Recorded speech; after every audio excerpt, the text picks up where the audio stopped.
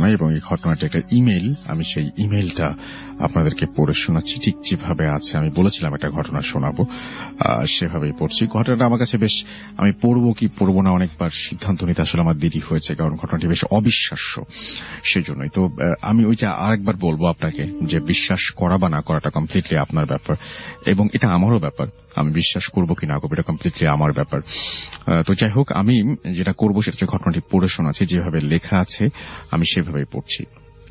আসসালামু আলাইকুম রাসেল ভাই, আশা করি ভালো আছেন। আমি জানি আপনি সবসময় ভালোর দলেই, তাই কিছু জিজ্ঞাসা করলাম না। ভূত এফএমে এটি আমার প্রথম ঘটনা। ঘটনাটি পড়ে শোনালে আমি খুশি হব। আমি রাবেয়া আক্তার কণিকা, বর্তমানে ক্লাস 10-এ পড়ছি। আমি ভূত এফএমের একজন নিয়মিত শ্রোতা। আমি বাটিয়াঘাটা জেলার 1 নম্বর জলমা ইউনিয়নের বাসিন্দা। যাই হোক, কথা না বাড়িয়ে ঘটনায় চলে যাই। ঘটনাটি ঘটে আমার বাবার সাথে। আমার বাবা অনেক সাহসী ছিল। আমার বাবা মসজিদের একজন মুয়াজ্জিন, তাই ফজরের আজান দেওয়ার জন্য মসজিদে যেতে হতো। রাত 3:30 বা 4টার সময় বাবা সাইকেলে করে মসজিদে যায়। প্রতিদিনের মতো বাবা আয়াতুল কুরসি ও অন্যান্য দোয়া পাঠ করে গেট থেকে বের হয়ে ইয়াসিন সূরা পড়তে পড়তে যেতে লাগলো। যেতে যেতে কয়েকটি কালভার্ট পার হয়ে যেতে হয়। প্রথম কালভার্টটি যখন পার হচ্ছিল, তখন হঠাৎ আমার বাবা নীরব আঁধারে স্পষ্টভাবে শুনতে পেল কালভার্টটির নিচ থেকে কে যেন হাসছে। সঙ্গে সঙ্গে আমার বাবা বুঝতে পারল যে তার কাঁধ যেন অনেকটা ভারী হয়ে গেল এবং সাইকেলটা ভাইব্রেট করা শুরু করল। বাবা কি করবে কিছুই বুঝতে পারছে না। কিন্তু যত কিছুই হয়ে যাক না কেন, বাবা ইয়াসিন সূরা পড়া বন্ধ করলেন না। আমার বাবা যে রাস্তা দিয়ে যাচ্ছিল সেই রাস্তার পাশ দিয়ে একটা পাইপ গিয়েছে। নদী থেকে ড্রেজিং মেশিন দিয়ে যে মোটা পাইপ দিয়ে বালি সাপ্লাই করা হয়, সেই পাইপ নদী পর্যন্ত লাগানো ছিল। সেই পাইপটা সেই রাস্তা ধরে কিছু দূর যাওয়ার পর যা দেখল তা হল বালির পাইপের ওপরে 14 থেকে 15 ফিট লম্বা সাদা কাপড় গায়ে পেঁচানো কেউ একজন শুয়ে আছে। বহু আকাঙ্ক্ষা নিয়ে কিছুটা কাছে গিয়ে দেখল এরকমের অদ্ভুত টাইপের আরো কাছে গিয়ে তার পা থেকে মাথা পর্যন্ত পুরো বডিটা সর্বোচ্চ 5 থেকে 6 ফিট, আর তার শুধু হাত দুইটা হল 14 থেকে 15 ফিট।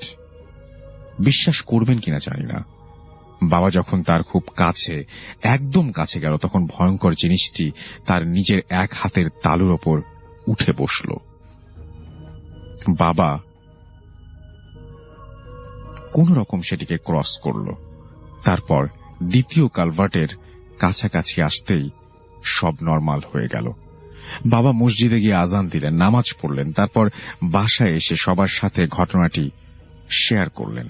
আমার মা বলল কিছুদিন রাতে মসজিদে গিয়ে থাকতে। কয়েকদিন মসজিদে থাকার পর সব স্বাভাবিক হলো, তখন আবার বাসায় এসে থাকা শুরু করলেন। এভাবে বেশ কিছুদিন কোনো সমস্যা ছাড়াই যাওয়া আসা করতে লাগলেন। কিন্তু বাবা প্রতিদিন রাতের মতো করে একদিন সাইকেলে করে যাচ্ছিলেন ফজরের আজান দিতে। হঠাৎ সেই কালভার্টের কাছে এসে মাথা ঘুরতে লাগলো তার, আর অনুভব করতে লাগলো আস্তে আস্তে পুরো শরীরটা ঠান্ডা হয়ে যাচ্ছে। যখন সামনে তাকালো তখন সবকিছু ঝাপসা ধোয়ার মতো। মনে হলো কোনো কিছু সাইকেলের সাথে বাড়ি খেয়ে আলাদা হয়ে গেল আর সাইকেল থেকে পড়ে গেল।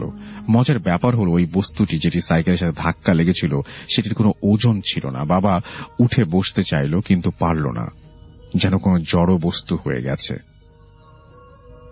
কোনো মতে যখন পাশ ফিরে তাকালো, দেখল 15 ফিট হাতওয়ালা মানুষ সাইজের বস্তুটি তার পাশে শুয়ে আছে। সেই ভয়ঙ্কর বস্তুটি তার নিজের একটি হাতের ওপর উঠে বসল। বাবা খেয়াল করল সেই বস্তুটির হাত মাত্র একটাই। আগেরবার যখন দেখেছিল তার 2টা হাত ছিল এবং তখন সে হাতের উপরে উঠে বসেছিল। তার যেই হাতটা ছিল না সেই পাশের অংশটি বাবার বর্ণনায় কোনো গাছের ডাল মুড়িয়ে ছিঁড়ে গেলে যেমন দেখা যায়, পাইপের পাশে পড়ে আছে ঠিক তেমনই। আবার সাইকেলটা পাশের খালের মধ্যে পড়ে আছে। সবকিছু কেমন যেন ঘোর ঘোর লাগছে। তখন নিজেকে আবিষ্কার করল যে তার পুরো শরীরে কাদা পানি লেগে আছে। মনে হলো খালের পানিতে গিয়ে পড়ে কাদা পানি লেগে গিয়েছিল। সবকিছু নিজের শক্তির বিপরীতে ভেবে বাবা যখন দৌড় দিবে, ঠিক তখনই তার সামনে দাঁড়িয়ে একজন মধ্য বয়সের লোক টর্চ হাতে। বাবা যেন মোড়েও ফিরে এসেছে। বাবা সেই লোকটাকে ডাকলো। লোকটি এসে বাবাকে বলল, আমি বিপদে পড়েছি। লোকটি বলল, আমার একটা হাত হারিয়ে গেছে, যদি একটু খুঁজে দিতেন। বাবা হতবাক হয়ে তার কথা শুনে কিছু বিশ্বাস করতে পারছে না। লোকটি হেসে বলল, কি ভয় পেয়েছেন? এই বলে বাবার হাতটা সজোরে টান দিয়ে খালের পাশে নিয়ে বলল, ওই জিনিসটাই। আমার বাবা তাকিয়ে দেখল সেই 15 ফুট সাইজের একটা হাত। হাতটি খালের পানি হতে বের হয়ে হাতের আঙুলগুলো থেকে কেমন যেন আগুনের মতো কিছু একটা বের হচ্ছিল। বাবা কিছু বুঝে ওঠার আগেই লোকটি উল্টো হয়ে খালের পানিতে লাফ দিল, কিন্তু কোনো শব্দ হল না। বাবা আর কিছু না ভেবে রাস্তা ধরে সোজা দৌড় দিল। জিন্নাপাড়ার মুক্তা কমিশনার কালভার্টে এসে দেখল একজন রিকশা চালক বসে বিড়ি টানছে। বাবা সেখানে গিয়ে আবারও জ্ঞান হারালো। পরে যখন জ্ঞান ফিরল তখন সে দেখল বাসার বেডে শুয়ে আছে। ভোরের আলো ফুটে উঠেছে। সেই রিকশা চালক যদি আমাদের প্রতিবেশী, তিনিই বাবাকে বাসা পর্যন্ত নিয়ে এসেছেন। তারপর বাবার পরিচিত আসলাম খাসা নামের একজন হুজুর এসেছিলেন। তার নামের মতোই তিনি অদ্ভুত একজন লোক। এই আসলাম খাসা হুজুরকে নিয়ে একটা লোমহর্ষক ঘটনা, সত্য ঘটনা রয়েছে, সময় পেলে লিখে পাঠাবো। যাই হোক, হুজুর সবাইকে ঘরের বাইরে যেতে বললেন এবং ঘরের ভেতর লাইট অফ করে দিয়ে কিছু একটা করলেন। কিন্তু পরবর্তীতে কি হয়েছে জিজ্ঞাসা করার সময় সেই আসলাম খাসা হুজুর কাউকে কিছু বলেননি এবং বাবাকেও জিজ্ঞাসা করেছিলাম, কিন্তু বাবাও কিছু বলেননি। এমনকি ওই দিন সারা দিন পর্যন্ত তিনি কারো সাথে কোনো কথা বলেননি। বাবার কিছুদিন ধরে প্রচন্ড জ্বর ছিল, তারপর আপনা আপনি সেরে গেল। এর মধ্যে বাবা অনেক শুকিয়ে গিয়েছিলেন, তারপর সুস্থ হয়েছিলেন, পুরোপুরি ঠিক হয়ে ওঠেননি। কিন্তু আজও অজানা যে হুজুর আর বাবা কি এমন জানত যে আমাদের বলা যাবে না। আর ঘটনাটাই বা কি ছিল জানি না, আজও অজানা। ভালো থাকবেন। এই ছিল ঘটনা, এবং ঘটনাটি খুবই অদ্ভুত, এবং আমি আপনাদেরকে বলবো যে হ্যাঁ, একদম মানে অবিশ্বাস করার মতো একটি ঘটনা, তাই না? কিন্তু আমি জানি না যিনি লিখে পাঠিয়েছেন তিনি সবচাইতে ভালো বলতে পারবেন, এবং আমার কাছে খুব অদ্ভুত লেগেছে এই ঘটনাটি। চলে যাই ডক্টর আরিফের কাছে আবারও। আমি এখন যে ঘটনাটা আমরা শেয়ার করব, এখন সেটা না, তার যিনি পাঠিয়েছেন তার নাম হচ্ছে চয়ন মল্লিক। তার গ্রামের বাড়ি মাদারীপুর জেলার কালকিনি উপজেলার নবগ্রাম নামক গ্রামে। তিনি 2011 সাল থেকে আমাদের ঘটনাগুলো শুনছেন এবং তাই তিনি আমাদেরকে ঘটনা শেয়ার করেছেন। তো ঘটনাটা 2006 সালের। তখন তিনি ক্লাস 4-এ পড়তেন। তার বাবা একটা ব্যাংকে চাকরি করত। তিনি ব্যাংকের নাম উল্লেখ করেননি। তখন তার পোস্টিং ছিল ঠাকুরগাঁয়ে, তাই তার পরিবার সহ ব্যাংকের কোয়ার্টারে থাকত। তো একবার ব্যাংকের একটা স্টাফের বিয়ে ঠিক হয়, তাই ব্যাংকের সবাইকে, ওই অফিসারদের সবাইকে বিয়েতে দাওয়াত দেওয়া হয়। বিয়েটা ঠিক হয়েছিল দিনাজপুরের ফুলবাড়ি নামক একটি জায়গায়। সময়টা ছিল শীতকাল। তো যেদিন তাদেরকে দাওয়াত দেওয়া হয় সেদিনই বিকালবেলা ব্যাংকের সবাই মিলে 2টা মাইক্রোবাস ভাড়া করে। 3 জন স্টাফের 3টি মোটরসাইকেল ছিল, তাই তারা মোটরসাইকেল করেই রওনা হওয়ার জন্য প্রস্তুত হয়। 2টা মাইক্রোবাস, 3টা মোটরসাইকেল, আনুমানিক বিকাল 5টার দিকে তারা রওনা হবে, এরকম প্ল্যানিং। গন্তব্য দিনাজপুরের ফুলবাড়ি। মোটরসাইকেলে যারা ছিল তারাই মূলত ওখানে যাবার রাস্তা চিনত, তাই তাদের মাইক্রোবাস দুটো মোটরসাইকেলগুলোর পেছনে পেছনে যাচ্ছিল। বিয়ে বাড়ির কাছাকাছি যাওয়ার পর তাদের গাড়ি হাইওয়ে থেকে একটা ছোট কাঁচা রাস্তা দিয়ে প্রায় 20 মিনিট চলার পর তারা বাড়ি পৌঁছে যায়। তখন প্রায় সন্ধ্যা 7টা বেজে গিয়েছিল। বিয়ে বাড়ির আনুষ্ঠানিকতা শেষ করে খাবার দাবার, আতিথেয়তা সবকিছু শেষে তাদের ফেরার পালা। এতক্ষণ সব ঠিক ছিল। হঠাৎ করেই তাদের আসার সময় যে গাড়িটা সে সিটে ছিল সেভাবেই তারা বসে, যে যেভাবে সিটে ছিল। তো তাদের গাড়িতে মোট 8 জন ছিল তারা। তো খুব ছোট ছিল তিনি, আর খুব বেশি এক্সাইটেড ছিল ওই জার্নিতে। তিনি গাড়ির সামনের সিটে বসেছিলেন এক আঙ্কেলের সাথে। তো সবার কাছ থেকে বিদায় নিয়ে তারা রওনা হয়। রাত তখন 12টা। তাদের গাড়িটা সবার পেছনে ছিল। সবার সামনের গাড়িগুলোকে অনুসরণ করে একটা একটা গাড়ি যাচ্ছিল। তো তারা সেই 20 মিনিটের কাঁচা রাস্তাটা পার হচ্ছিল। হঠাৎ কিছু দূর যাওয়ার পর খেয়াল করলো তাদের সামনের গাড়ি বা মোটরসাইকেল নেই। তারা ভাবলো হয়তো অনেক সামনে চলে গেছে, তাই দেখা যাচ্ছে না। তাই তাদের গাড়ির ড্রাইভার স্পিড বাড়িয়ে দেয় ওদের কাছাকাছি চলে যাওয়ার জন্য। তো 20 মিনিটের জায়গায় 45 মিনিট হয়ে গেল। ওই গাড়িগুলোকে তারা পেল, মানে তারা পাচ্ছে না। এমনকি হাইওয়েতেও তারা পায় না। এমনকি ওখানে প্ল্যান ছিল যে পিছনে যদি গাড়ি পড়ে যায় তারা হাইওয়েতে ওয়েট করবে। তো হাইওয়েতে আসতে তো এতক্ষণ লাগার কথা না। আর সেই 20 মিনিটের কাঁচা রাস্তাটা সোজা রাস্তা ছিল, কোনো শাখা প্রশাখা রাস্তা ছিল না। তাই গাড়ি ভুল করেও অন্য রাস্তায় ঢুকে পড়ার কোনো আশঙ্কা নেই। তারা সবাই বেশ ভয় পেয়ে যায়। তাদের ড্রাইভার গাড়ি থামিয়ে স্টার্ট বন্ধ করে বেশ কয়েকবার হর্ন দিল, যাতে সামনে কোনো গাড়ি থাকলে হর্নের রিপ্লাই করে। কিন্তু কোনো রিপ্লাই আসে না। আর কুয়াশার কারণে সামনে কিছু ভালো করে দেখাও যাচ্ছিল না। এত রাস্তায় কোনো মানুষও নাই। তখনকার সময় তাদের কাছে কোনো মোবাইল ফোন ছিল না। তাই ওই গাড়িগুলোর খবর নেওয়ার দ্বিতীয় কোনো উপায় ছিল না। তারা সবাই মিলে ভাবলো হয়তো তারা উল্টা পথে চলে আসছে, অর্থাৎ যেদিক দিয়ে বিয়ের বাড়ি আসছিল সেই রাস্তার অনেক গভীরে তারা প্রবেশ করে গেছে। তো তাদের সাথে যে গাড়িগুলো ছিল ওরাও হয়তো ভুল পথে চলে গেছে। ওরাও হয়তো কিছুক্ষণ পর ফিরে আসবে। তাই তারা ওই গাড়িগুলোর জন্য ওখানেই প্রায় আধা ঘন্টা অপেক্ষা করে, কিন্তু কোনো গাড়ি আসে না। তো তারা এবার সিদ্ধান্ত নেয় যে থাক, ওদের জন্য এখানে অপেক্ষা না করে বরং আমরা বিয়ে বাড়ির দিকেই ফেরত যাই। তো তারা ফেরত যাওয়ার ব্যবস্থা করে। তো এবার তারা গাড়ি ঘুরিয়ে আবার বিয়ে বাড়ির দিকে রওনা হয়। কিন্তু আশ্চর্য, প্রায় 45 মিনিটের বেশি সময় গাড়ি চালানোর পরও তারা বিয়ে বাড়ি খুঁজে পাচ্ছে না। রাত প্রায় তখন 2টা। এবার তারা বেশ ভয় পেয়ে গেছে, কিন্তু কিছুই বুঝতে পারছিল না যে এখানে কি করবে। এরকম প্রায় আরো 6-7 মিনিট তাদের গাড়িটা চলে। হঠাৎ কুয়াশার ভেতর থেকে তারা দেখতে পায় সামনে 3টা মোটরসাইকেলগুলোকে দেখে তারা একটা স্বস্তির নিঃশ্বাস ফেলে। তারা ভাবে যার কোনো ভয় নেই, যাক বাঁচা গেল। তো তারা সঠিক পথেই যাচ্ছে। তাদের গাড়ির ভেতর থেকে তাদেরকে অনেক ডাকা হলো। গাড়ির ভেতর থেকে ডাকলো যে আপনারা তখন কোথায় ছিলেন? আমরা যে এতক্ষণ পিছনে পড়েছিলাম আপনারা কেউ খেয়াল করেন নাই? কিন্তু ওই দিক থেকে কোনো প্রতিউত্তর আসছে না। তো তারা শুধু 3টা মোটরসাইকেল দেখতে পাচ্ছিল, কিন্তু দ্বিতীয় মাইক্রোবাসটা দেখছিল না। তো তারা ভাবলো হয়তো সামনে আছে, কুয়াশায় দেখা যাচ্ছে না। তো তারা মোটরসাইকেলগুলোর পেছনে পেছনে প্রায় আধা ঘন্টা গাড়ি চালায়। মোটরসাইকেলগুলোর আকার স্বাভাবিকের তুলনায় আস্তে আস্তে অনেক বড় হতে থাকে। তারা সবাই গাড়ির ভেতরে থাকা সবাই রীতিমতো ভয় পেয়ে থরথর করে কাঁপতে থাকে। এবং যিনি ছিলেন সামনে, ক্লাস 4-এ পড়ে, ছোট বাচ্চা, তিনি ভয় কেঁদেই দিয়েছে।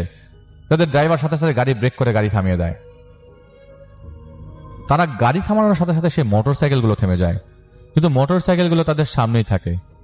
তারা তখন সবাই ভয়ে যার মতো দোয়া-দুরূদ পড়তে থাকে। গাড়ির বাইরে বের হওয়ার সময় চান্স পাচ্ছিল না, সাহস পাচ্ছিল না কেউ।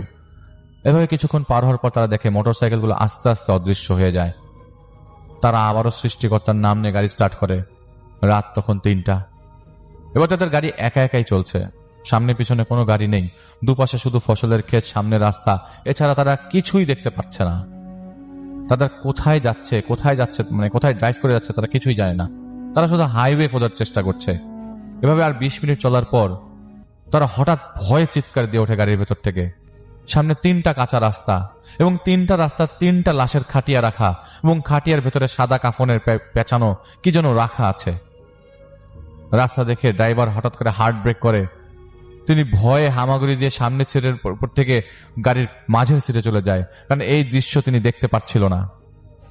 তারা আবারও যে যার মতো জোরে জোরে দোয়া-দুরূদ পড়তে থাকে। এভাবে কিছুক্ষণ দোয়া-দুরূদ পড়ার পরে তারা দেখলো সামনে আর কোনো খাটিয়া নেই, কিন্তু তারা দেখলো সাদা জব্বা পরা একজন বয়স্ক লোক তাদের দিকে এগিয়ে আসছে। তাদের গাড়ির কাছে এসে লোকটা শুধু বলে গেল, যদি বাঁচতে চাস তোরা, তাহলে ফজরের আগেই কেউ গাড়ি থেকে বের হবি না, আর গাড়ির সামনের দিকে আর এক পাও এগোবি না।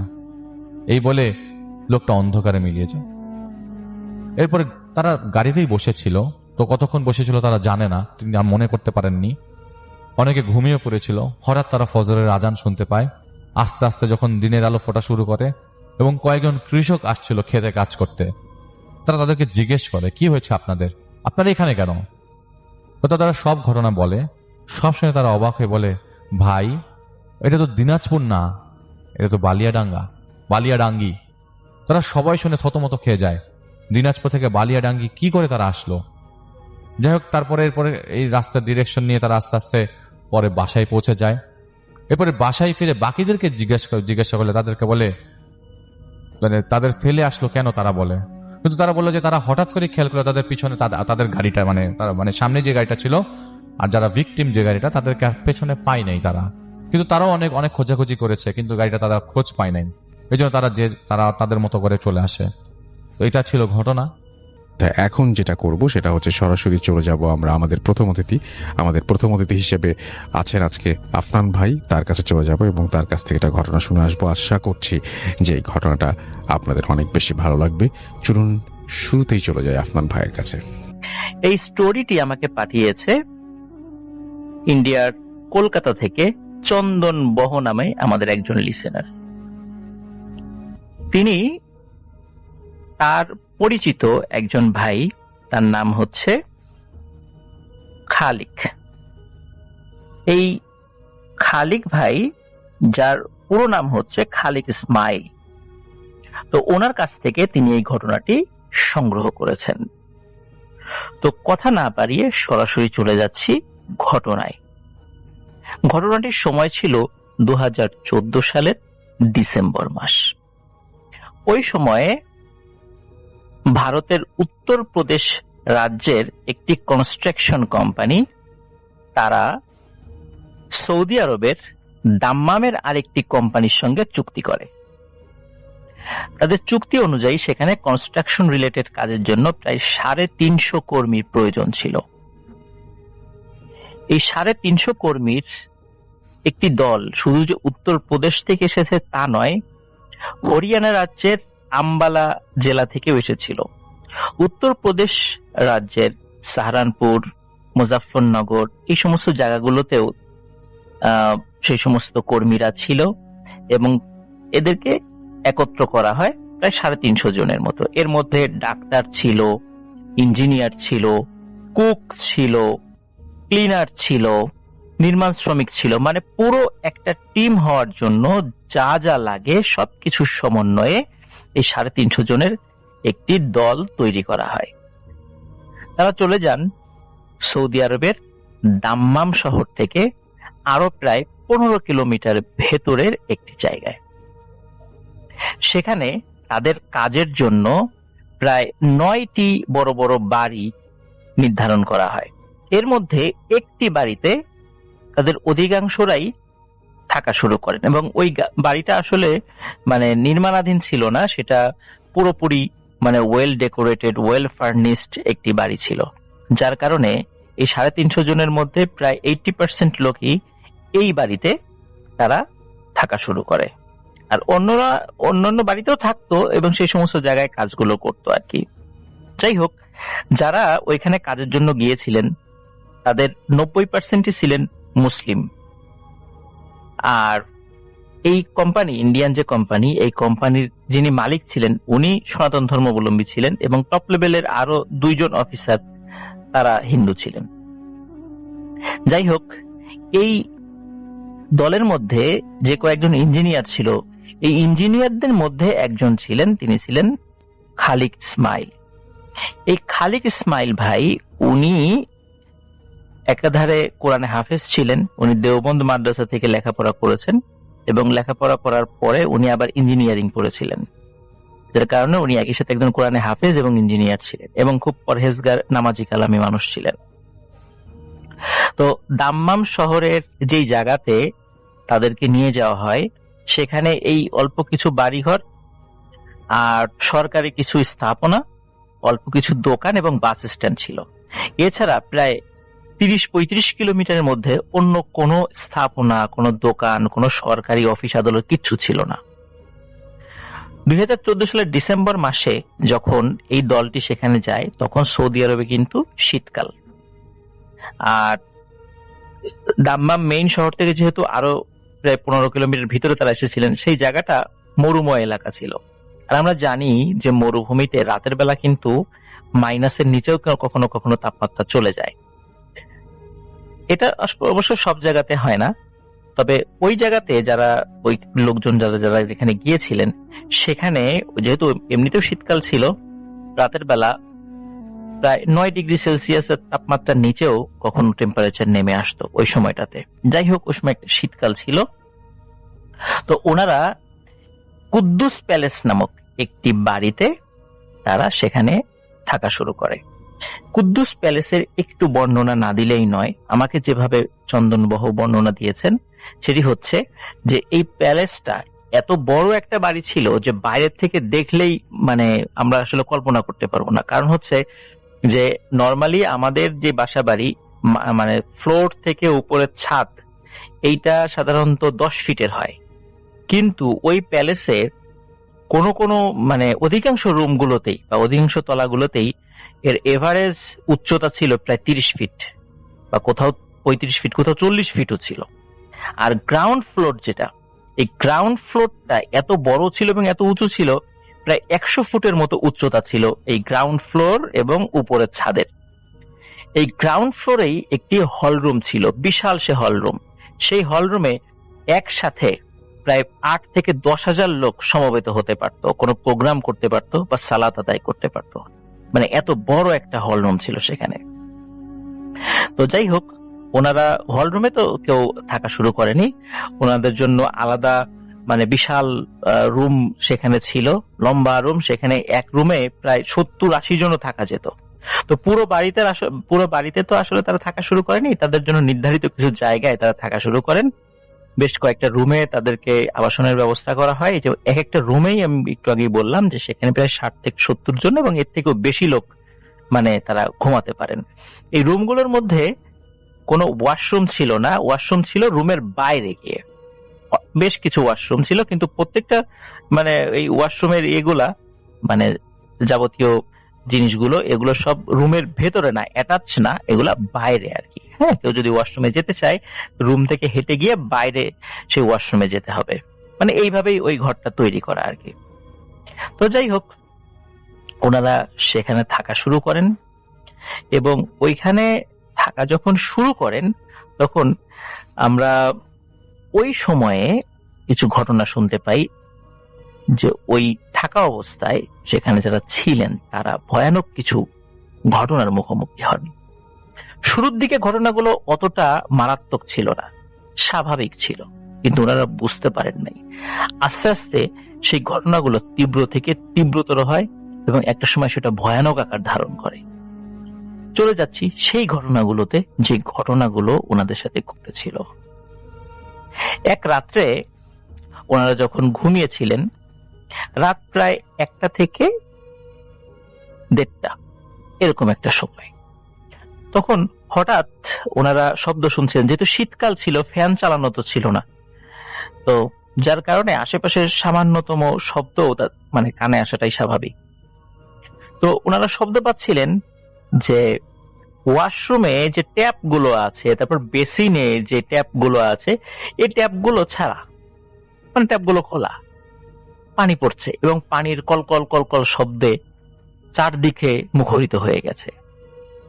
তখন ওনারা চিন্তা করলেন যে কি ব্যাপার, এত রাত্রে পানির ট্যাপ খোলা। তো একজন সেই পানির ট্যাপ গুলো বন্ধ করতে চান। তো বন্ধ করতে গিয়ে তিনি দেখেন যে পানির ট্যাপ যদি একটা খোলা থাকতো সেটা না হয় একটা বিষয় ছিল, যে কেউ হয়তো বা ভুল করে একটা পানির ট্যাপ খুলে চলে গেছে, কিন্তু তাই বলে সবগুলো ট্যাপ খোলা, এটা তো খুবই অস্বাভাবিক ছিল। উনি সবগুলো ট্যাপই বন্ধ করে দেন, বন্ধ করে আবার এসে শুয়ে পড়েন। বিষয়টা তার কাছে অস্বাভাবিক লাগলে উনি চিন্তা করেছেন হয়তোবা মানে পানির লাইনের কোনো প্রবলেম হতে পারে। এই চিন্তা করে উনি রাতের বেলা আর কাউকে কিছু বলেন নাই, যেহেতু সবাই ঘুমাচ্ছিল, তো উনিও শুয়ে পড়েন। ওই রাত্রে আর কোনো সমস্যা হয়নি। এর পরের রাত্রে, রাত তখন প্রায় 2টো বাজে, তখন রুমের বাইরে বিকট এক চিৎকার, মানে ভয়ানক এক চিৎকার। ওই চিৎকারে সবার ঘুম ভেঙে যায় যে কি ব্যাপার, কি হলো, এত ভয়ানক চিৎকার কার, কে দিল, আমাদের কারো কোনো বিপদ আপদ হলো কিনা। কয়েকজন বাইরে যায়, রুমের বাইরে গিয়ে চারদিকে দেখে, অন্যদেরকেও ডাকে, না, কারো কোনো সমস্যা নেই। তখন তারা চিন্তা করলো এটা মনে হয় এই বাড়ির বাইরে থেকে এসেছে, যেহেতু শীতকাল, চারদিকে শুনশান নীরবতা, একটু শব্দ কানে চলে আসে, এটা হতেই পারে। যাই হোক, ওনারা আবার শুয়ে পড়েন। এর পরের দিন আরেকটি ঘটনা ঘটে। তখনও রাত প্রায় 1:30 থেকে 2 বাজে, এরকম একটা সময়। ওনারা শুনতে পান যে রুমের বাইরে কান্নার আওয়াজ, কেউ কান্নাকাটি করছে। সেটা কখনো পুরুষ মানুষের কান্নার আওয়াজ মনে হচ্ছে, আবার মনে হচ্ছে যে অন্য কোনো জায়গা থেকে কোনো মেয়ে লোকও কান্নাকাটি করছে। এবং কান্নার আওয়াজগুলো না একটু অন্যরকম, বেশ উচ্চ শব্দ, এবং মনে হচ্ছে যে স্বাভাবিক মানুষ কাঁদলে যেরকম শব্দ হয়, এই কান্নার আওয়াজগুলো তেমনটা নয়। তো এর মধ্যে একজন এই কান্নার আওয়াজ কোথা থেকে আসছে, এর উৎস কি, এটা খোঁজার জন্য বের হন। তো এটা খুঁজতে খুঁজতে হাঁটতে হাঁটতে সেই গ্রাউন্ড ফ্লোরের যে হল রুমটা আছে সেদিকে চলে যায়। সেদিকে গিয়েই উনি একটা ভয়ানক দৃশ্য দেখতে পান। উনি দেখতে পান যে ওই হল রুমের মধ্যে, যদিও অন্ধকার সেখানে, কিন্তু ওনার কাছে মনে হচ্ছে এই হল রুমের মধ্যে অসংখ্য মানুষ সেখানে আছে। তো উনি চিন্তা করেন যে এখানে কে আছে অন্ধকারের মধ্যে, একটু দেখি। তো উনি ওই হল রুমের মধ্যে একটা উকি দেন, এবং উকি দিয়েই উনি আটকে ওঠেন। উনি দেখেন ওই হল রুমের মধ্যে আলো না থাকলেও সেখানে অদ্ভুত এক ধরনের আলোক ছটা বের হচ্ছিল। মনে হচ্ছে যে সেখানে যারা আছে তাদের শরীর থেকেই আলোক ছটা বের হচ্ছে। মনে হচ্ছে হাজার হাজার মানুষ, বিশাল উচ্চতার, তারা একসাথে প্রার্থনা করছে। কিন্তু তারা কি আসলে নামাজ পড়ছে না কি করছে এটা বুঝতে পারেনি, তারা কোনো একটা প্রার্থনা করছে এমনটা মনে হয়েছে। উনি এটি দেখে মারাত্মক ভয় পান। উনি দৌড়ে সাথে সাথে এসে ওনার রুমে চলে আসেন। রুমে চলে এসে কয়েকজনকে বলেন এই ঘটনা। তারা আবার যখন ওই হল রুমে যায়, গিয়ে দেখে কিচ্ছু নেই, একদম স্বাভাবিক অন্ধকার, আগে যেমনটা ছিল সন্ধ্যার পরপর এখনো ঠিক তেমনটাই। তখন অন্য লোকেরা বলে তুমি হয়তো ভুল দেখেছ, চলে আসো। যাই হোক, এর পরের দিন আরেকটি ভয়ানক ঘটনা ঘটে। রাত তখন 2টো কি 2:30। তখন হঠাৎ একজন বুকের উপরে প্রচন্ড চাপ অনুভব করে। তখন তিনি চোখ খুলে দেখেন যে অনেক লম্বা একটি মানুষ অনেকটা শূন্যের উপর ভেসে ভেসে এই যারা শুয়েছিল তাদের উপর দিয়ে চলে যাচ্ছে। তখন উনি চিৎকার করে ওঠেন, এই কে কে। তখন তারই চিৎকারে রুমের অন্যদেরও ঘুম ভেঙে যায়। তখন তারা বলে ওঠেন, এই কে কে, কে যায় কে যায়। সবার চোখের সামনে দেখে বিশাল একটা ছায়া মূর্তি তাদের বুকের উপর দিয়ে শূন্যে ভেসে ভেসে দৌড়ে রুম থেকে বাইরে চলে গেল। তারা লাইট জ্বালায়, তখন আর কিছু দেখতে পায় না, কিন্তু ওই রুমের মধ্যে ডিম লাইটের আলোতে তারা প্রত্যেকে, যাদের ঘুম ভেঙে গিয়েছিল, তারা প্রত্যেকে কিন্তু দেখেছে ভয়ানক আকৃতির একটি ছায়া মূর্তি তাদের সকলের উপর দিয়ে, শূন্যের উপর দিয়ে দৌড়ে রুমের বাইরে চলে গেল। এই দৃশ্য তখন যারা দেখেছিল তারা খুবই ভয় পেয়েছিল, কিন্তু তারা নিজেদেরকে এই বলে বুঝ দিয়েছিল হয়তোবা ঘুম থেকে উঠে হঠাৎ করে সময় চোখে মানুষ ঝাপসা দেখে বা অন্যরকম কিছু দেখে, এটা হতে পারে। যার কারণে এরকমটা হয়তোবা আমরা দেখেছি। এর পরের দিন আরেকটি ভয়ানক ঘটনা ঘটে। এই দলের একজন রাতের বেলা ওয়াশরুমে যায়। ওয়াশরুমে যাওয়ার পর ওয়াশরুম শেষে যখন বেসিনে সে মুখ ধুচ্ছিল, তখন হঠাৎ তার মাথার পেছনে প্রচন্ড একটি আঘাত সে অনুভব করে। কে আঘাত দিয়েছে সেটা সে বলতে পারে না, তবে ভারী কিছু দিয়ে তার মাথার পেছনে আঘাত করা হয়। সে প্রচন্ড চিৎকার করে মাটিতে লুটিয়ে পড়ে। তার চিৎকারে রুম থেকে অন্য লোকরা চলে আসে, দেখে মাথা ফেটে গল গল করে রক্ত পড়ছে। তখন তাদের মধ্যে ডাক্তার ছিল, দ্রুত ডাক্তারকে ডাকা হয়। ওই রাত্রেই তার ট্রিটমেন্ট করা হয়। তো আঘাত জোরে হলেও অতটা মারাত্মক ছিল না, যার কারণে তিনি বেঁচে যান। প্রিয় লিসেনার্স, এরকম যখন ঘটনা ঘটছিল প্রতিদিন, এর মধ্যে আরেকটি অদ্ভুত ঘটনা ঘটা শুরু হয়ে যায়। এটি স্বপ্নের মাধ্যমে। সর্বপ্রথম মোহাম্মদ খালেক ইসমাইল ভাই, উনি এই স্বপ্নটি দেখেন। এক রাত্রে উনি স্বপ্ন দেখেন যে ওনার মা ওনার বাবাকে হত্যা করেছে এবং এই ডেড বডিটাকে টুকরো টুকরো করে কাটছে। এবং উনি যখন এই স্বপ্নটা দেখছিলেন, স্বপ্নের মধ্যেই কে যেন একটা প্রচন্ড জোরে চিৎকার দেয় এবং ওই চিৎকারে ওনার ঘুম ভেঙে যায়। উনি ধর্মর করে উঠে বসেন। তখন দেখেন অন্যরাও ঘুমাচ্ছে। তখন উনি আবার ঘুমিয়ে যান। উনি মনে করেন যে দুঃস্বপ্ন দেখেছি।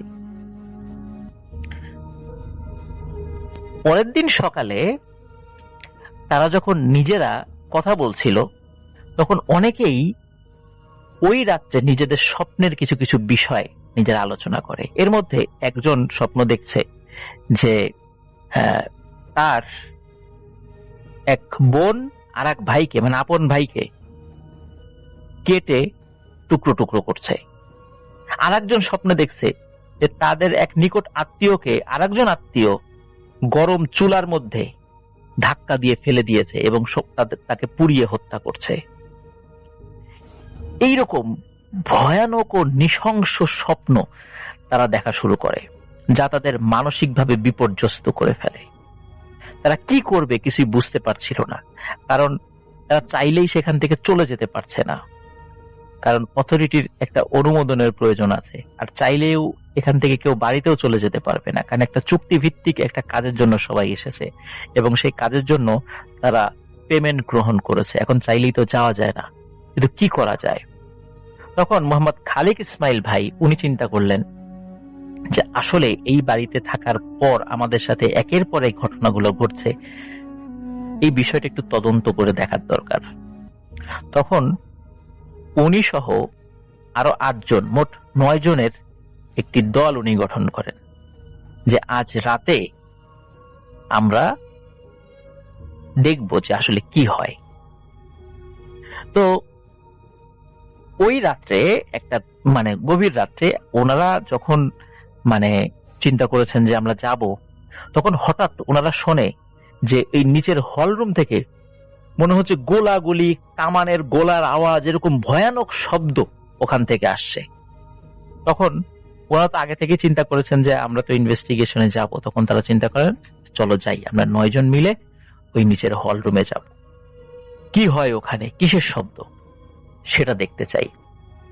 তো ওনারা সবাই মিলে সেখানে যান। সেখানে গিয়ে প্রথমে দেখতে পান যে হল রুমটা বন্ধ। পরে হল রুমের দরজা খোলেন।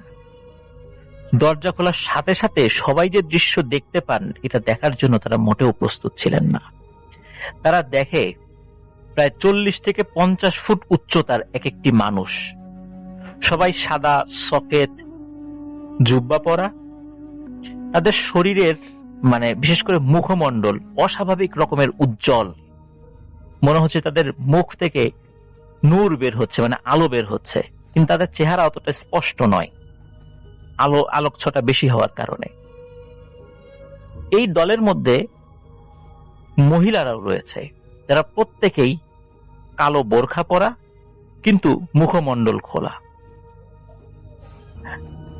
আরো একটা অদ্ভুত ব্যাপার হচ্ছে, এই মহিলারা যখন একে অন্যের সাথে কথা বলছিল, তাদের মুখটা, স্পেশালি মুখ, আমরা যে মুখ দিয়ে কথা বলি, পুরো মুখমণ্ডলের মধ্যে যে অংশটা, এই মুখটা এত বড় এবং দাঁতগুলো এত বড় যে তারা তখন কথা বলছিল, তখন তাদের ঠোঁট, উপরের ঠোঁট মনে হচ্ছিল প্রায় কপাল পর্যন্ত উঠে যাচ্ছে এবং বড় বড় দাঁত দেখা যাচ্ছিল। এটা হয়তোবা ওই সম্প্রদায়ের কাছে স্বাভাবিক, কিন্তু আমরা মানুষ হিসাবে কিন্তু এরকম চেহারা কিন্তু আমাদের কাছে স্বাভাবিক নয়। এরপরে এই 9 জনের দল আরো একটি বিষয়, আরো একটি নয় কয়েকটি বিষয় ওনারা খেয়াল করেন। সেটি হচ্ছে যে এই পুরুষ যারা আছেন এদের প্রত্যেকের পিঠের উপরে 3টা করে পায়ের মতো কোনো একটা অঙ্গ রয়েছে। আসলে পা না, এটা কি আসলে পা নাকি কোনো পাখা বা ডানা, এটা আসলে ক্লিয়ার না, তারা ওই বিষয়টা অতটা ক্লিয়ার হতে পারেননি। আরো আর একটা বিষয়, সেটা হচ্ছে যে এই পুরুষ সদস্য যারা ছিলেন প্রত্যেকেই তারা মানে শেকল দিয়ে একজন আরেকজনকে মানে আবদ্ধ করে রেখেছেন বা কানেক্টেড। এখানে যারা যারা আছে প্রত্যেকে শেকল দিয়ে একজন আরেকজনের সাথে কানেক্টেড। এবং তারা লক্ষ্য করেন একটি মৃত দেহকে সামনে রেখে তারা দোয়া পড়ছে। পুরুষরা দোয়া পড়ছে, মহিলারা কেউ কেউ নিজেদের সাথে কথা বলছে, আবার কেউ কেউ তারাও দোয়ার সাথে সামিল হয়েছে। তো তারা দোয়া পড়ছে। এতটুকু তারা বুঝতে পারে এখানে যারা রয়েছে যে জিন সম্প্রদায়, এরা প্রত্যেকেই মুসলিম, যে তারা আরবিতে মানে এটা তারা প্রার্থনা করছে, মৃতদেহের জন্য দোয়া করছে। একটা বিষয় সেটি হচ্ছে যে যেহেতু মোহাম্মদ খালিক ইসমাইল ভাই উনি কোরআনে হাফেজ ছিলেন, দেওবন্দ মাদ্রাসায় লেখাপড়া করেছেন এবং বুজুর্গ মানুষ ছিলেন, আরবি ভাষায় ওনার যথেষ্ট দক্ষতা ছিল। কিন্তু উনি দক্ষ থাকলেও বা সাহসী হলেও ওনার পিছনে যে 8 জন আরো ব্যক্তি ছিল, তারা হলরুমের এদেরকে দেখে এই 8 জনই ফেইন্ট হয়ে যান, মানে ওই জায়গায় সেন্সলেস হয়ে যান। সজ্ঞানে ছিলেন শুধু এই খালিক ইসমাইল ভাই। উনি সাহস করে ওদের মধ্য থেকে একজনের সাথে কমিউনিকেট করার চেষ্টা করেন। উনি একজনকে সালাম দেন, আসসালামু আলাইকুম। তখন ওদের মধ্যে থেকে একজন সালামের উত্তর নেয় এবং সে এগিয়ে আসে। এবং এগিয়ে যখন সে আসছে, তার চেহারার দিকে যখন তাকায় তখন দেখে সে খুব রাগান্বিত। মানে এই খালিক ইসমাইল ভাইদের উপস্থিতি তারা আসলে পছন্দ করছে না।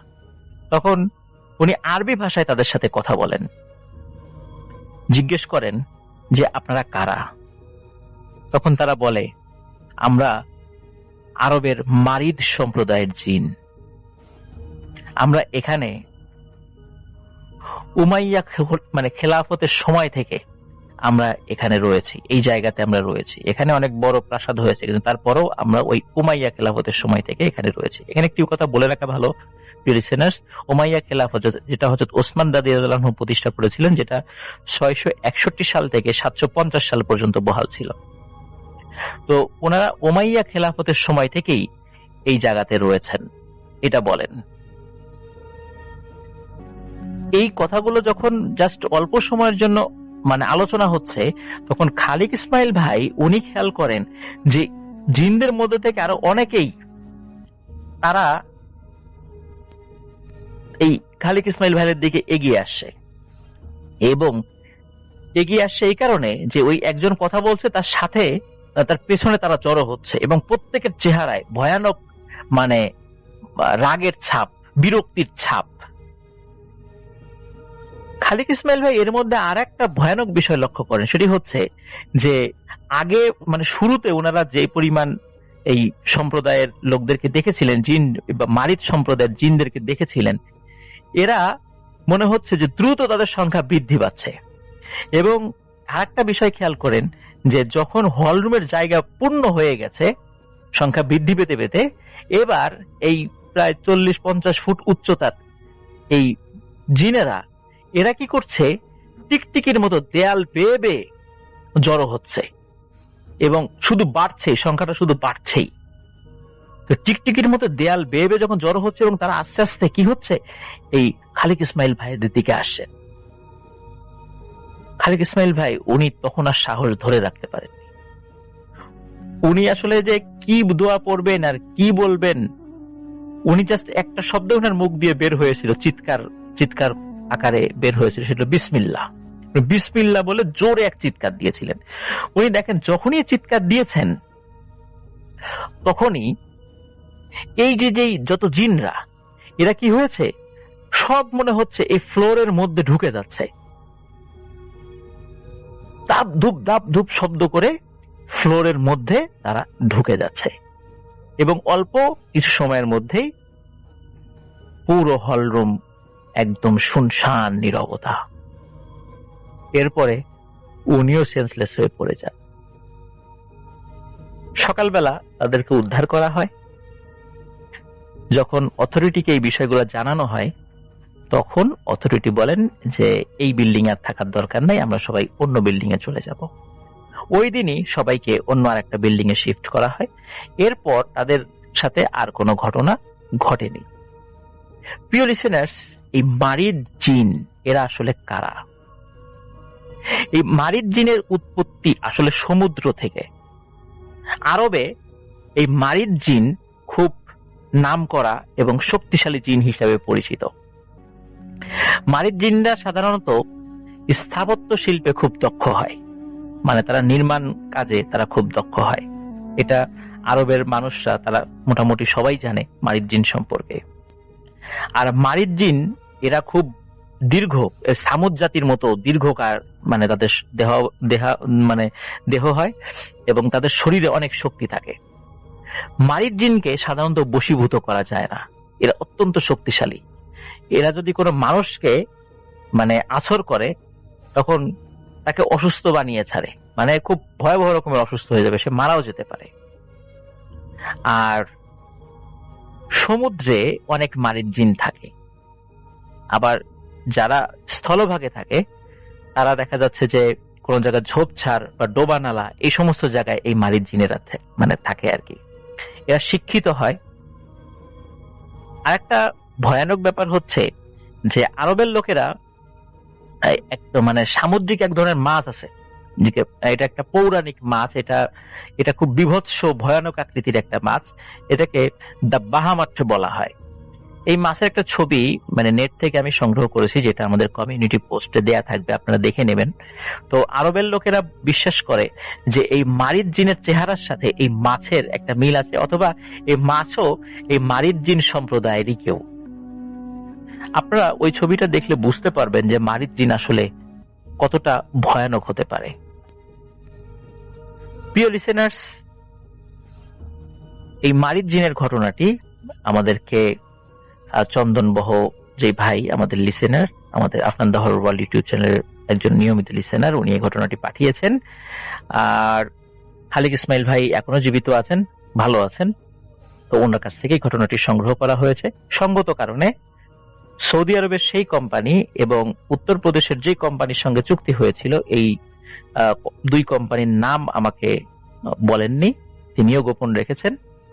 তো আশা করি প্রিয় লিসেনার্স, ঘটনাটি আপনাদের ভালো লেগে। আসসালামু আলাইকুম। আমি এখন যে ঘটনাটি পড়বো, এটা একটি মেইল। যেভাবে লিখেছে আমরা সেভাবেই পড়ছি।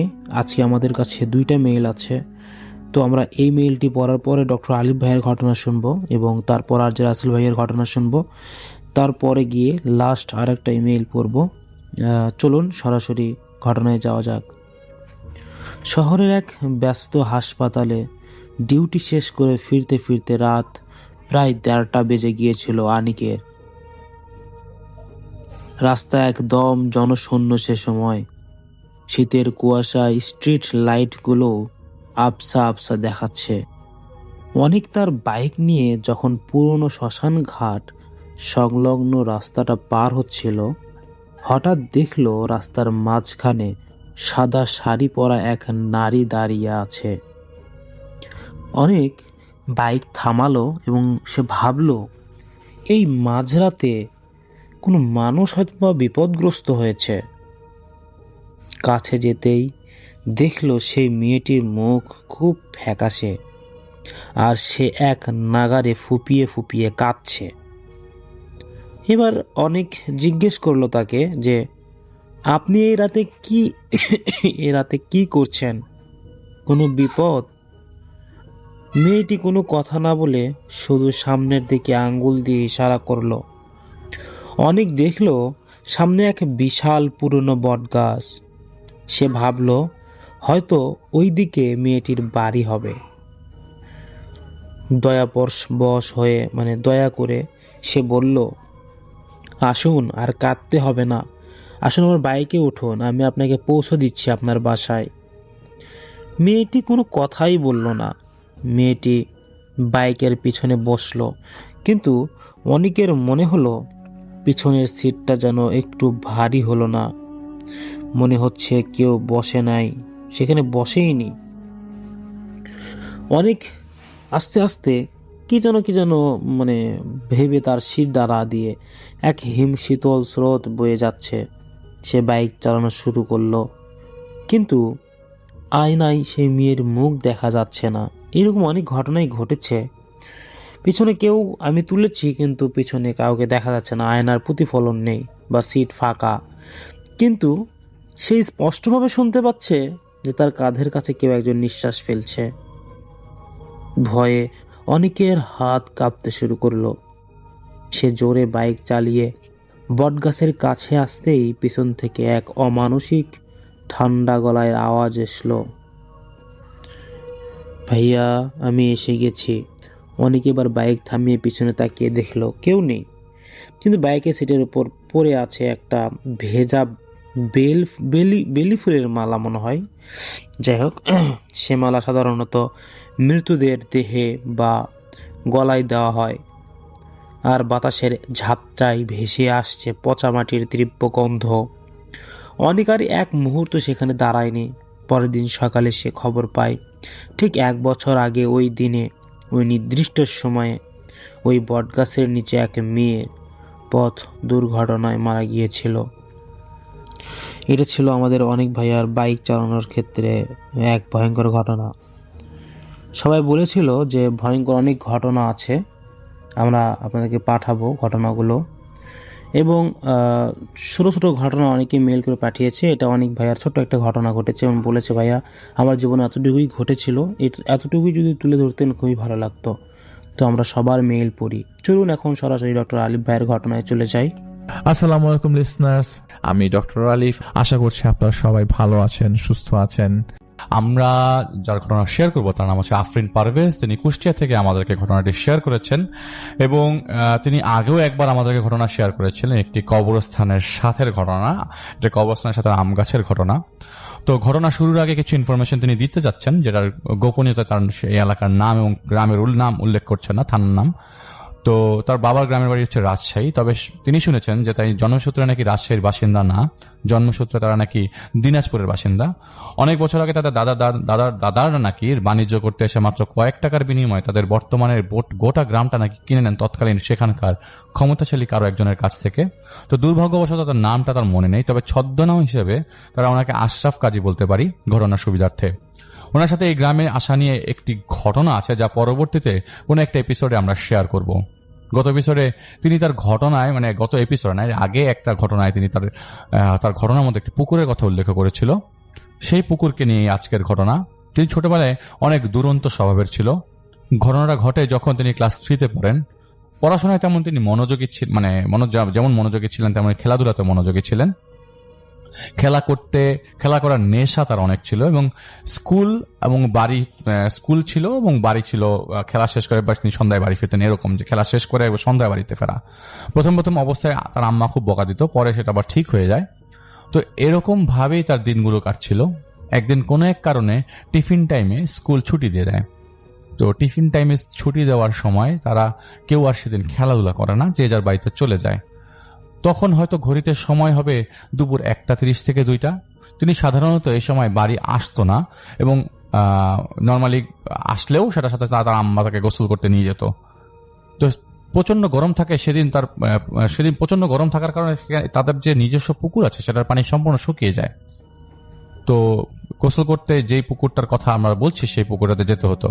তো গোরস্থানের পাশে ওই ছোট্ট পুকুরটাই আছে যেটাতে পানি কখনো শুকাতো না, আবার বৃদ্ধিও পেত না।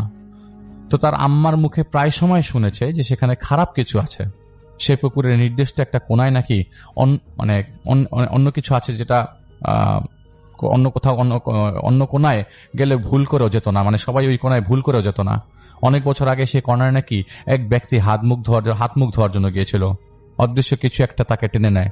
এরপরে সেই ব্যক্তিকে নাকি আর খুঁজে পাওয়া যায়নি। এই ঘটনার পর কেউ একা একা সেই পুকুরে আর যেত না, আর পুকুরটা অ্যাভয়েড করা যেত না, কারণ গরমকালে তাদের ওই পুকুরের পানি, তাদের নিজস্ব পুকুরের পানি শুকিয়ে যেত আর টিউবওয়েলের পানি তখন প্রপারলি উঠে আসতো না। তো গোসল সহ নিত্য প্রয়োজনীয় কাজগুলো তারা সবসময় ওই পুকুরে ইউজ করতো আর কি। তো নদী একটু দূরে হওয়ায় তাদের বাড়ির এই পুকুরটাই ছিল ভরসা গরমকালে, আর খাবারের পানির জন্য তখন কূপ ছিল।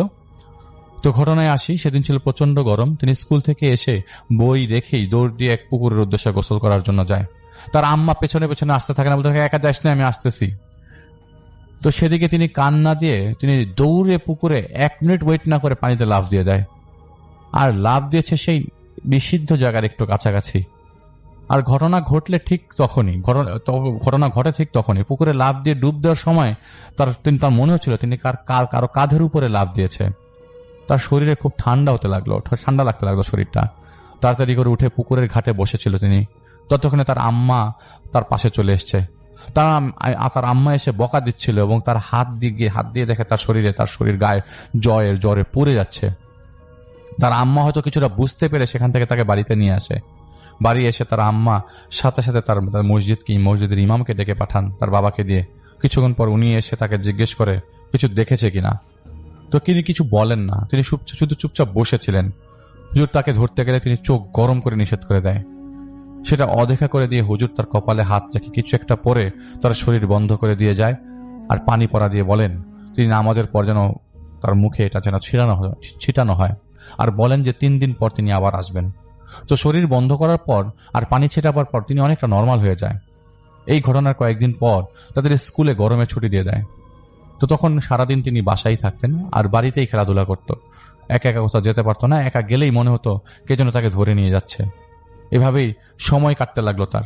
সময়টা ছিল গ্রীষ্মকাল, আমের সময়। তিনি আগের ঘটনায় বলেছিল যে তাদের পুরাতন আম বাগান ছিল গোরস্থানের সাথে। একদিন বিকালে তার বাবা মা একসাথে বারান্দায় বসে চা খাচ্ছিল। হঠাৎ দেখে চারিদিকে অন্ধকার করে কালো মেঘ জমেছে। উনি দেখছেন আর ঝড়ো হাওয়া বইছে। ঝড়ো হাওয়া থেকে শুরু হলো প্রচন্ড ঝড়। তিনি দেখছে এই ঝড়ের মধ্যে তার আম্মা আম কুড়াতে গেল। তখন বাড়িতে তিনি তার বাবা। অনেকক্ষণ হয়ে যাব বড় তার মা আসছিল না। তখন তিনি তার বাবা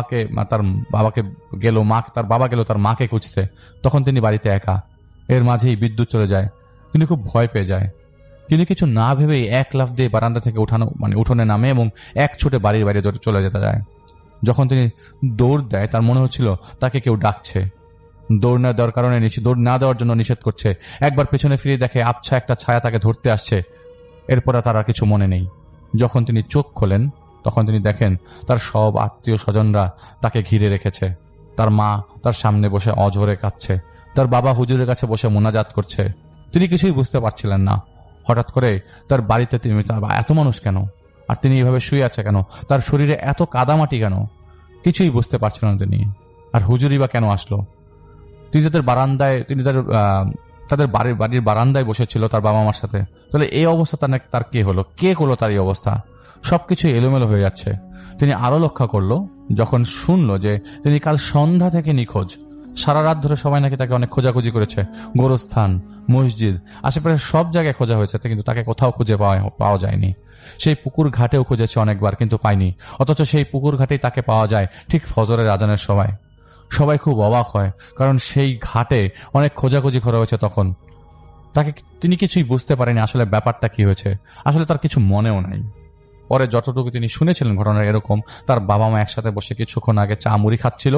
চা খেতে খেতে তিনি নাকি হঠাৎ দৌড় দেওয়া শুরু করে। তার বাবা তাকে পেছন থেকে ধরার চেষ্টা করে, কিন্তু পারে না। বাবা যখন ধরতে গিয়েছিল তখন তিনি জোরে দৌড় দিয়েছে, যে বাতাসের বেগের সাথে তুলনা করলে ভুল হবে। তারপর থেকে সবাই মিলে তাকে খুঁজতে থাকে, কিন্তু কোথাও খুঁজে পায় না। সারা রাত ধরে খুঁজে বেড়ার কথা, কিন্তু খুঁজে বেড়ানোর পরও তাকে খুঁজে পায় না। আম্মার সন্দেহ থাকে তাকে গোরস্থানে অনেকবার খোঁজাখুঁজি করেছে, তাও পায়নি। এমনকি সেই পুকুরের পাড়েও খুঁজেছে কয়েকবার, অথচ সেই পুকুরের পাড়ে তাকে পাওয়া যায় ফজরের আজানের সময়। যখন কিছুটা স্বাভাবিক হয় তখন হুজুর সাহেব তার মাথায় হাত বুলাতে বুলাতে জিজ্ঞেস করেন, কাল কি হয়েছিল মা তোমার? কিছু কি মনে আছে?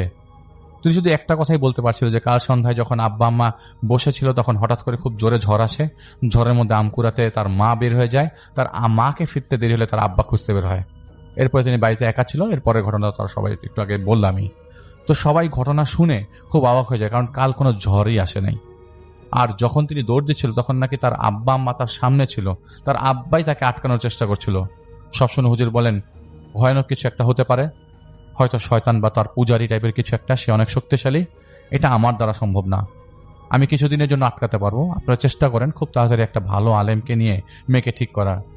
এই বলে তিনি তাকে কালো একটা সুতা পরে দিয়ে তার নিজের হাতে তার গলায় বেঁধে দেন, আর কিছু দোয়া দুরুদ পরে ফু দিয়ে বলেন, আমি আবারও বলছি এটা বেশি দিন আটকাতে পারবো না, যদি ভালো আলেম দিয়ে ঠিক করতে পারেন তাহলে, নালে মেয়েকে কিন্তু হারাতে হবে। এ কথা শুনে তার আব্বা আম্মা কান্না শুরু করে দেয়। এরপর তাকে অনেক অনেক জায়গায় অনেক কবিরাজের কাছে নিয়ে যায়, কিন্তু সবাই একই কথা বলে ফিরিয়ে দেয়। তো হুজুরের আমল করে দেওয়া তার কাছে কোনো কাজেই আসেনি। সেই ঘটনার সপ্তাহখানেক পর তিনি আবারও নিখোঁজ হন। সবাই অনেক খোঁজাখুঁজি করেও তাকে পায় নাই, কিন্তু ফজরের আগেই আবার সেই পুকুরের ঘাটে তাকে পাওয়া যায়। এরপর এভাবেই প্রায়ই তিনি হারিয়ে যেতেন এবং ভোরবেলায় পুকুরের ঘাটে তাকে পাওয়া যেত। দিন দিন তিনি অনেক শুকিয়ে যেতে লাগলো, কিচ্ছু খেত না, কিন্তু তার পেট সবসময় ভরা থাকতো। পেটের অসহ্য যন্ত্রণায় মাঝে মাঝে বমি করে ফেলতো, আর বমি যখন করত তখন কাদা মাটি ছাড়া আর কিছুই বের হতো না। এভাবে 3 থেকে 4 বার বমি করতে থাকলো, বমি হতে থাকলো, প্রতিবারই শুধু কাদা মাটি উঠতে লাগলো। সবকিছুই পরিবর্তন হতে শুরু হয়। দিনের বেলা ঘর থেকে তিনি বের হতো না, দরজা জানালা বন্ধ করে চুপচাপ শুয়ে থাকতো, আর প্রায়ই রাতে নিখোঁজ হয়ে যেত। তার আম্মা সারা রাত ঘুমাতো না, তাকে পাহারা দিত, কিন্তু এর মাঝেও তাকে আটকাতে পারতো না। কখন কিভাবে তিনি বের হয়ে যেত তার আম্মা বুঝতেই পারতো না।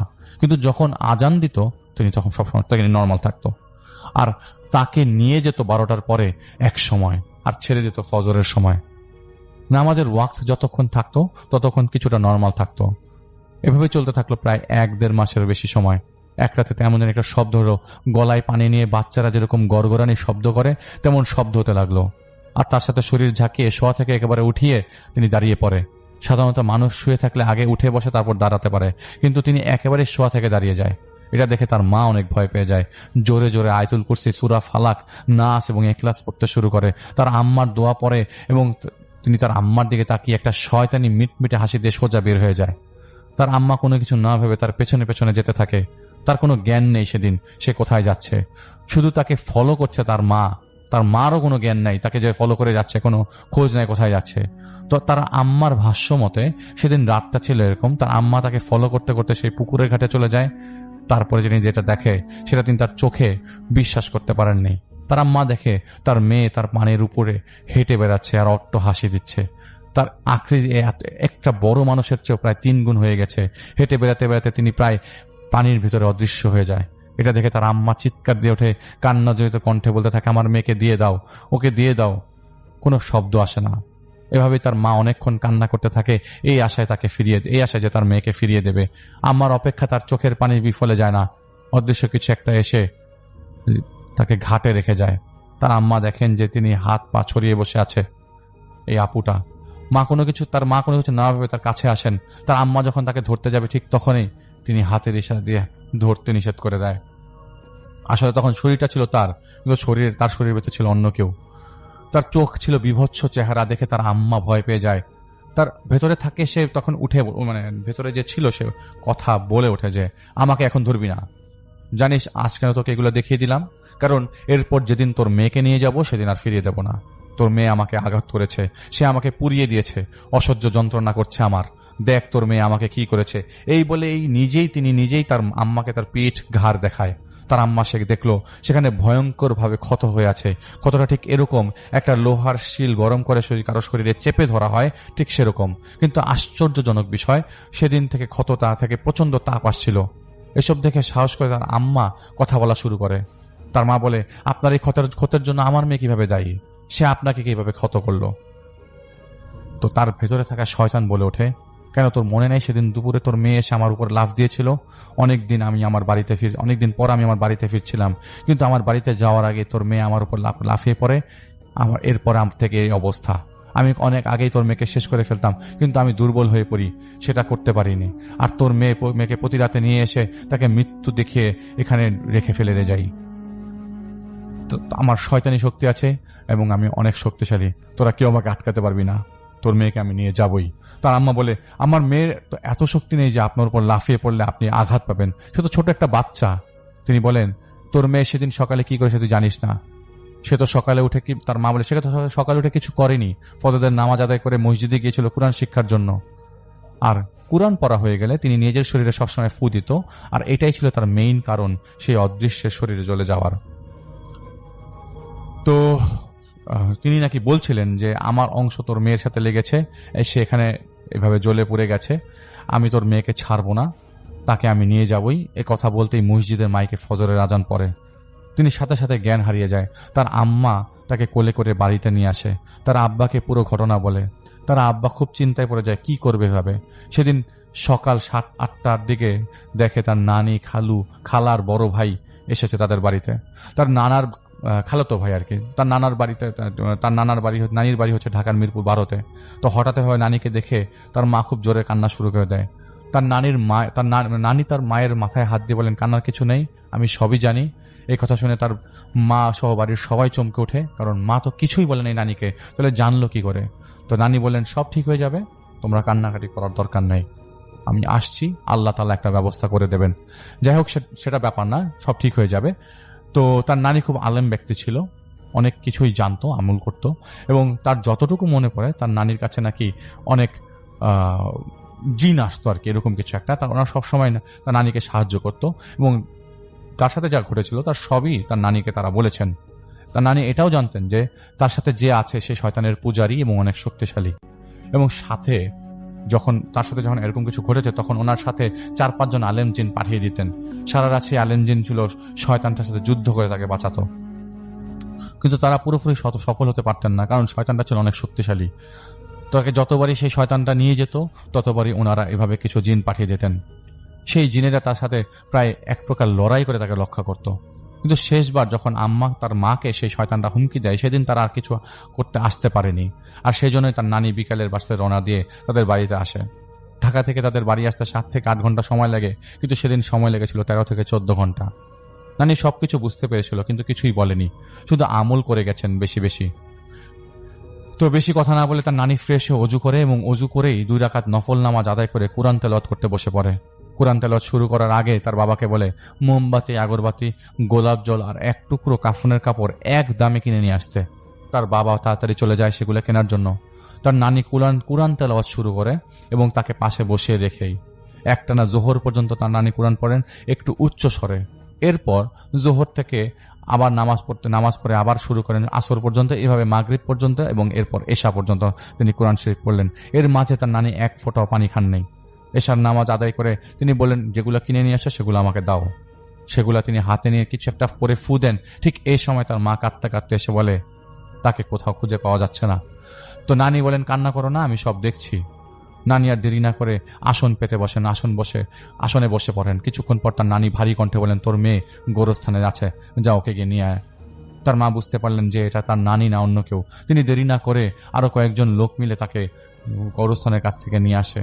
পুরো শরীরে কাদামাটি লেপ্টে তিনি তার দাদির কবরের পাশে পড়েছিল। কয়েকজন মিলে তাকে তোলার চেষ্টা করে, কেউ তুলতে পারছিল না। তখন তার নানি গিয়ে তার হাত ধরে, এবং নানির সাথে তিনি সাথে সাথে চলে আসে। তারপর তাকে গোসল করিয়ে পরিষ্কার জামা কাপড় পরানো হয়, এবং গোলাপ জল ছিটিয়ে আসনে বসানো হয়। আশ্চর্যের বিষয় ছিল, নানি যখন এগুলো করছিল তিনি নাকি একদম শান্ত ছিল। আসনে বসানোর পর নানি কিছুক্ষণ কুরআন তেলাওয়াত করেন। এরপর এক সময় তার মধ্যে পরিবর্তন শুরু করা হয়। যে সূরাটা তিনি পড়ছিলেন সেটা শেষ করার পর ভেতরে থাকা শয়তানটা কথা বলা শুরু করে। কথাগুলো ছিল এরকম, নানি তাকে বলে, এই তুই এই বাচ্চাটার উপরে এসেছিস কেন, কষ্ট দিচ্ছিস কেন একে, এ তো মাসুম একটা বাচ্চা। তখন তার ভেতর থেকে শয়তানটা বলে, এই শয়তান মেয়ে আমাকে জ্বালিয়ে দিয়েছে, আমি তাকে শাস্তি দিচ্ছি, তাকে আমি নিয়ে যাব, এখান থেকে মেরে ফেলবো, আমাকে যেভাবে জ্বালিয়ে দিয়েছে সেভাবে আমি তাকে মাটিতে পুঁতে ফেলবো, এই মেয়েকে তার মেরে ফেলবো, তারপর যাবো। তো নানি বলে, তুই চাইলেই মারতে পারবি না, জন্ম মৃত্যুর মালিক আল্লাহ, আর আল্লাহ একমাত্র ক্ষমতাশালী, যিনি সবকিছু করতে পারেন। সময় থাকতে ছেড়ে দে মেয়েটাকে, না হলে আমি তোকে পুড়িয়ে মারবো। তো তুই আমাকে তখন ভেতর থেকে বলছেন, তুই আমার কিছুই করতে পারবি না, চেষ্টা তো করেছিলি, পেরেছিলি নাকি, আমার কিচ্ছু করতে পারিস নেই, আরো পারবি না। তো নানি বলে যে, তুই আমার কথা না শুনলে তোকে বোতলে পুরে মাটির নিচে পুঁতে রাখবো। তখন ওই শয়তান বলে যে তার ভেতর থেকে, যে এই শয়তান মেয়েকে না নিয়ে আমি যাব না। এরকম ভাবে অনেক সময় তর্ক বিতর্ক চলার মধ্যে বেদ দিয়ে আঘাত করা হয় অনেক, কিন্তু কোনোভাবে সে ছেড়ে দিতে তারা রাজি হয়নি। তো নানি বলে যে অনেক বুঝে তাকে, নানি বলে তোকে অনেক বুঝিয়েছি, সময় দিয়েছি, কিন্তু তুই আমার কথা শুনিসনি, এখন তোকে আমি বোতলে পুরে মাটির ভেতর পুঁতে দেবো। এই কথা বলে আগরবাতি জ্বালিয়ে দেন, আর কিছু একটা পরে গোলাপ জল তার গায়ে ছিটিয়ে দেন। এটা করতেই অনেক জোরে চিৎকার করে উঠে জ্বালা পড়া শুরু করেন, এবং তিনি পালাতে যাচ্ছিল কিন্তু পালাতে পারছিল না, কে বা কারা তাকে ধরে রেখেছিল। এরপর নানি আরো অনেক দোয়া দুরূদ পড়েন এবং কোরআন তেলাওয়াত করেন, এবং এক সময় সেই শয়তান অনেক জোরাজুরি জবরদস্তির পর তাকে ছেড়ে চলে যেতে রাজি হয়। সবশেষে তার কিছু চাওয়া থাকে যেগুলি নানি সাথে সাথে তাকে দিয়ে দেয়। সেগুলো নিয়ে তিনি তাকে ছেড়ে দেয়। যাওয়ার আগে তিনি বলে যায় কোনোদিন সে তার কাছে আসবে না, কিন্তু সে যেন পুকুরের মানে আপু যেন আর পুকুরের কাছে না যায়। নানি বলেন সে যাবে, তুই সেখান থেকে চলে যাবি। তুই যদি না যায়, শুধু তুই না, ওখানে যে কজন আছে সবাইকে নিয়ে চলে যাবি, তা না হলে সব কয়টাকে বোতলে পুরবো, মাটি নিচে পুরবো। তো শয়তানটা বলে এটা আমাদের বাড়ি, আমরা কোথায় যাব এখান থেকে? নানি বলে দার্জিলিং এ যা, সেখানে এক জায়গার নাম আছে, তিনি নাম বলেন, সেখানে যা, সেখানে তোদের কেউ কিছু বলবে না। এর কিছুক্ষণ পরেই আপু সেন্সলেস হয়ে যায়। নানি তখন সেই কাফনের কাপড় টুকরার সাথে আরো কিছু একটি তাবিজের মতো করে বানিয়ে নিজে গিয়ে সে পুকুরের ঘাটে গিয়ে পুঁতে আসেন। বাড়ি এলে গোসল করে অজু করে নামাজ আদায় করে তার শরীর বন্ধ করে দেন, বাড়ি বন্ধ করে দেন। এরপর তাকে পানি খেয়ে ঘুম পাড়িয়ে দেন। ঘুমের মধ্যে তিনি দেখেন অনেক বড় আকৃতির একটা মানুষ তাকে দেখে হাসছে। তার এটা এখনো মনে আছে। পরনে তার সাদা আলখাল্লা, অনেক বড় সাদা দাড়ি, চোখ দিয়ে যেন আগুন ঝরছে, আর বলছে নামাজ পড়ো, কুরআন পড়ো। তিনি ঘুম থেকে লাফিয়ে উঠে দেখে তার নানি তার গলায় একটা তাবিজ বেঁধে দিয়েছেন, বলছেন কোনো ভয় নেই, সব শয়তান চলে গেছে। তখন তার নানিকে তিনি স্বপ্নের কথাটা বলেন। নানি বলেন এখন থেকে ও সবসময় তোমার পাশে থাকবে, চেষ্টা করবে, আল্লাহকে ডাকবে, আর আজ থেকে নিয়মিত নামাজ আদায় করতে হবে, কুরআন তেলাওয়াত করতে হবে। তো এটা ছিল তার জীবনের ঘটনা, এবং যা মনে পড়ে তিনি আজও কেঁপে কেঁপে ওঠেন। এখনও তিনি বলেছেন যে ছোটবেলায় তিনি অনেক নামাজি ছিল, 4 বছর বয়স থেকে তিনি নামাজ পড়তেন রেগুলার, আর সেই নামাজ এবং ছোট ছোট কিছু আমল তাকে রক্ষা করেছিল শয়তানের হাত থেকে। পরবর্তীতে তার তেমন আর কোনো সমস্যা নাই, তাবিজটাও দরকার হয় নাই, তবে মাঝে মাঝে তিনি ভয় পেতেন আর সেই পুকুরে গোসল করা বন্ধ করে দিয়েছেন। পরে জানতে পারে যে তিনি যাকে স্বপ্নে দেখেছিলেন তিনি তার নানির পাঠানো অনেক ক্ষমতাশালী একজন আলেম জিন, যে সবসময় তাকে পাহারা দিত, আর নামাজ না পড়লেই ভয় দেখাতো, আর বলতো নামাজ পড়ো, কুরআন পড়ো। তো উনি যখন ক্লাস 8-এ পড়ে তখন তার নানি মারা যায়। তার নানি মারা যাওয়ার পর থেকে কয়েকদিন পর থেকে সেই জিনকে তিনি আর দেখতেন না, কিন্তু ফিল করতেন কেউ তার পাখিতেও তাকে পাহারা দিচ্ছে। তার নানি তার শরীর বন্ধ করে দেওয়াতে আলেম জিন আর তার কাছেও আসেনি। আজ পর্যন্ত খারাপ কিছু তিনি দেখেন না, এবং দূর থেকে কেউ ক্ষতি করার চেষ্টা করার তিনি বুঝে যান। অনেকদিন পর তিনি স্বপ্নে দেখছে যে নানি বলেছেন তোমাকে ছেড়ে কখনোই যাবে না, কারণ তোমার রাশি আর তার রাশি এক। তবে হ্যাঁ, সে তোমাকে সরাসরিভাবে সাহায্য করতে পারবে না, সাহায্যের মালিক তো আল্লাহ। তো কিন্তু সে কিন্তু তোমার কোনো ক্ষতি করবে না। তো এটাই ছিল ঘটনা। ভাইয়া, আপু, আপনার ঘটনার জন্য আপনাকে অনেক ধন্যবাদ। আপনি আগে একটি ঘটনা পাঠিয়েছেন আমাদেরকে, এবং আরেকটি ঘটনা আজ পাঠালেন। আমরা চলে যাব আমাদের পরবর্তী ঘটনায়, এবং পরবর্তী ঘটনা এই ঘটনাটি আশা করছি আপনাদের ভালো লেগেছে। তো সব ঘটনাই যে আমরা সলিউশন বের করে দিতে পারবো তা না, আবার সব ঘটনায় সলিউশনের ঘটনাই অনেক আসে।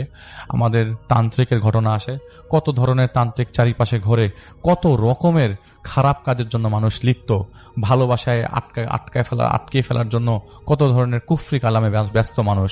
এসবই ঘটনা চারিপাশে ঘটছে, এসবই ঘটনা এখনকার ঘটনা। আপনাদের সবাইকে বলছি, গ্রামের ঘটনা, আপনারা বলেন অ্যাম্বুলেন্সের ঘটনা, হাসপাতালের ঘটনা, মর্গের ঘটনা, ঘটনার জন্য ঘটনা আমরা কিন্তু সার্চ করি, কিন্তু ঘটনা কিন্তু আলটিমেটলি এগুলোর সাথেই জড়িত। তা এখন যেটা করব সেটা হচ্ছে সরাসরি চলে যাব আমরা আমাদের প্রথম অতিথি।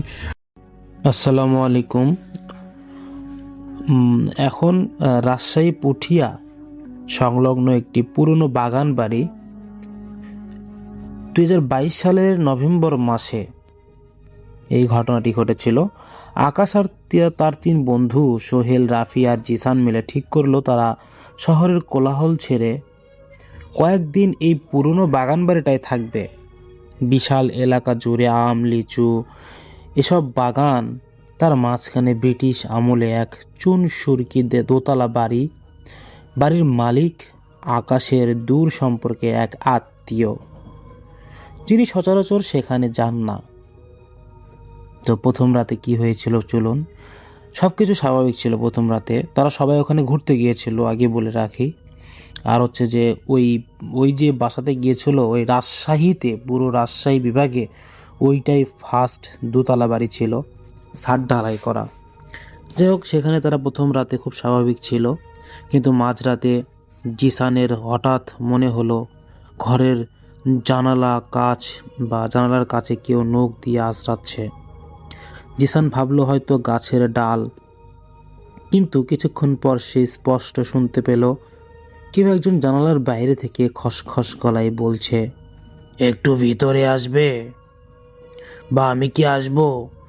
জিসান ভয়ে সিটিয়ে গেল, কারণ তারা ছিল দোতলায় আর জানালার বাইরে কোনো কার্নিশ বা দাগানোর জায়গা ছিল না। তারপর দ্বিতীয় রাতে প্রায় 2:30, হঠাৎ সোহেলের চিৎকারে সবার ঘুম ভেঙে গেল। সবাই কোনো মতে দেখলো যে সোহেল বিছানায় নেই। সে ঘরের কোণে মেঝেতে বসে আছে এবং নিজের নখ দিয়ে নিজের হাত ক্ষত করছে। তার চোখ দুটো টকটকে লাল আর মুখ দিয়ে এমন এক অদ্ভুত জান্তব আওয়াজ বেরোচ্ছে যা কোনো মানুষের হতে পারে না।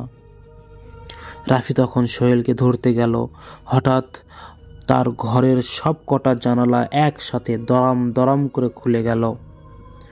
যদিও বাইরে কোনো বাতাস ছিল না, তবুও এক পচা মাংসের গন্ধ যেন ঘর ভারী করে তুলল।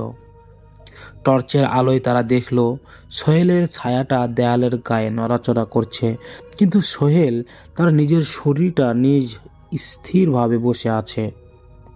সোহেলের ছায়া যেন দেয়াল থেকে বেরিয়ে এসে রাফির গলা টিপে ধরতে চাইতেছে। ঠিক সেই মুহূর্তে সিঁড়িতে ভারী বুটের আওয়াজ শোনা গেল, ঠাস ঠাস ঠাস, মানে কেউ একজন নিচতলা থেকে উপরে উঠে আসছে। অথচ বাড়িতে তারা 4 জন ছাড়া আর কেউ নেই। আওয়াজটা দরজার ঠিক সামনে এসে থেমে গেল। দরজায় 3টা প্রচণ্ড জোরে ধাক্কা পড়ল, এমন জোর যে কাঠের দরজা প্রায় ভেঙে পড়ার উপক্রম। হঠাৎ করেই সোহেল শান্ত হয়ে গেল এবং ফিসফিস করে বলল, ওরা চলে এসেছে, দরজা খুলিস না, দরজা খুললেই ওরা ঢুকে পড়বে। সারা রাত 4 বন্ধু মিলে আয়তাল করছি আর দোয়া পড়তে লাগলো। ভোরের আলো ফুটতেই তারা কোনো মতে ব্যাগ গুছিয়ে বাড়ি থেকে পালিয়ে বাঁচে। পরের স্থানীয় লোকের কাছে তারা জানতে পারলো ওই বাড়ি এককালে এক জমিদারের ছিল, যাকে নিজের প্রজারাই ওই ঘরে আটকে পুড়িয়ে মেরে ফেলেছিল। বলা হয় প্রতি বছরই ওই ঘরে নির্দিষ্ট কয়েকটা রাতে তারা ফিরে আসে এবং বাড়িতে আসা অতিথিদের ভিতরে একজনকে তারা চিহ্নিত করে যান এবং তারা খুঁজে বেড়ায় এইভাবে তাদের শত্রুকে। শহরে ফেরার পর সোহেলের পিঠে 5টি আঙ্গুলের কালসে দাগ দেখা গিয়েছিল, যা কোনো মানুষের আঙ্গুলের ছাপ হতে পারে না।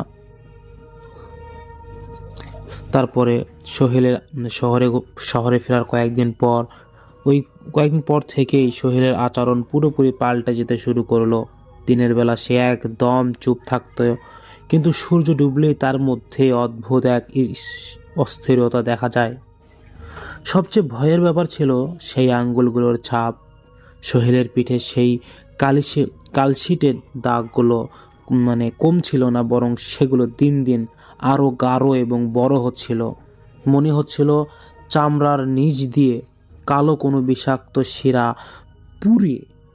পুরো শরীর ছড়িয়ে পড়ে যাচ্ছে।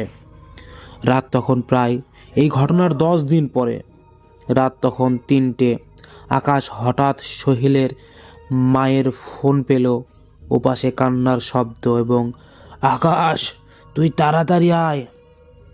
সোহেল নিচের ঘরের দরজা ভেতর থেকে বন্ধ করে দিয়েছে, আর ভেতর থেকে এমন সব শব্দ আসছে যা শোনার মতো না। আকাশ আর রাফি দ্রুত সোহেলের বাড়িতে পৌঁছালো।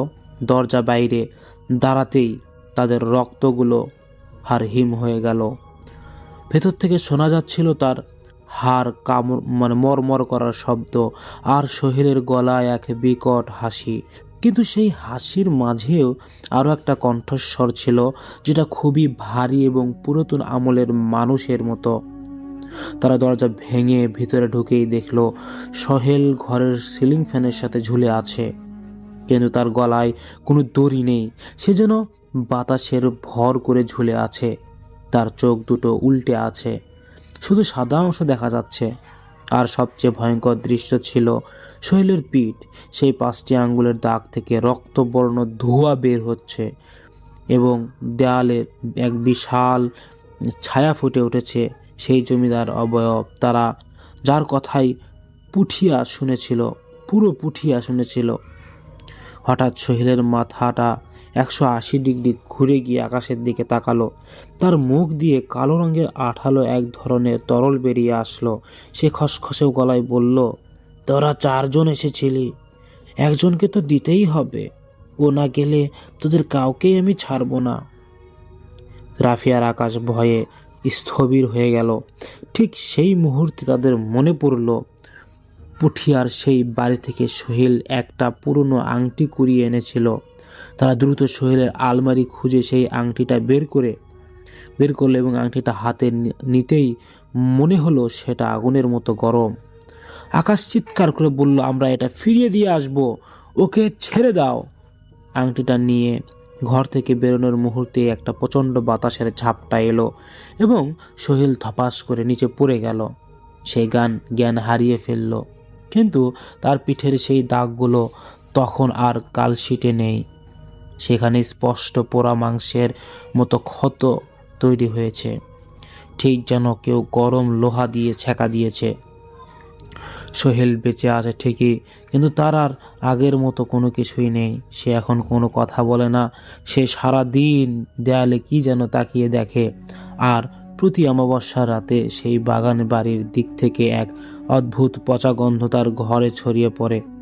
ডাক্তাররা একে ট্রমা বললেও আকাশ আর রাফি জানে অভিশাপটা কাটেনি। দিশান্ত সেই ঘটনার পর থেকে নিখোঁজ। তার আর কোনো হদিশ আজ পর্যন্ত পাওয়া যায়নি। বলা হয় ওই বাগান বাড়ির সেই অদৃশ্য মালিক তার চতুর্থ অতিথির জন্য আজও অপেক্ষা করছে।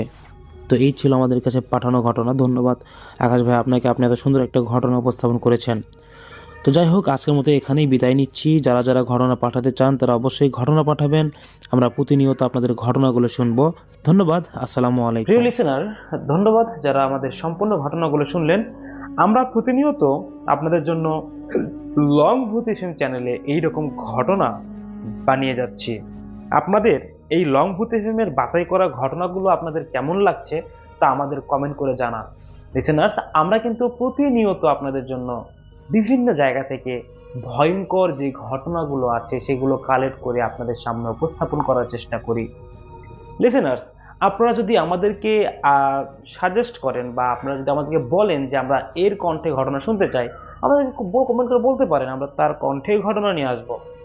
অনেক ভৌতিক আর্টিস্ট আছে, যেমন আজের রাসেল, আফরান ভাইয়া, বাবু ভাইয়া, আর সাবির আলম ভাইয়া, ইভেন্ট আরো অনেকেই আছে যারা ভৌতিক আর্টিস্ট, ভয়েস আর্টিস্ট, যাদের কণ্ঠে অনেকের অনেক মায়া, অনেকে মানে হয়তো অনেকে আফরান ভাইয়ের ঘটনা আছে।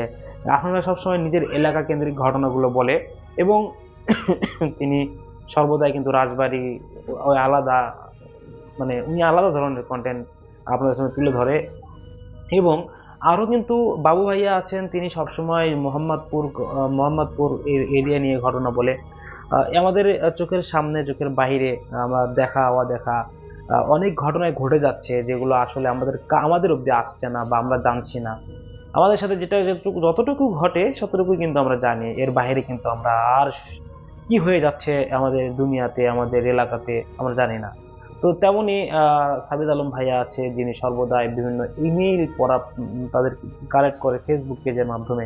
তারাও কিন্তু ফেসবুক পেজের মাধ্যমে ঘটনা কালেক্ট করে সেই ঘটনাগুলো পড়ে। পাশাপাশি আমরা দেখতে পাচ্ছি আরো হাফেজ মঈনুদ্দিন ভাইয়া, তিনি সর্বদাই তিনি একজন হুজুর এবং তিনি অনেকের কারোর সাথে ঘটে যাওয়া প্রবলেমগুলোকে সলভ করে। তো সব মিলে দেখা যাচ্ছে যে সবাই ওতপ্রোতভাবে এই ভয়ঙ্কর বিষয়ের সাথে যারা জড়িত, তাদের কণ্ঠে ঘটনাগুলো অনেকেই শুনতে চায়, অনেকে তাদের কণ্ঠের মায়াতে পড়ে আছেন।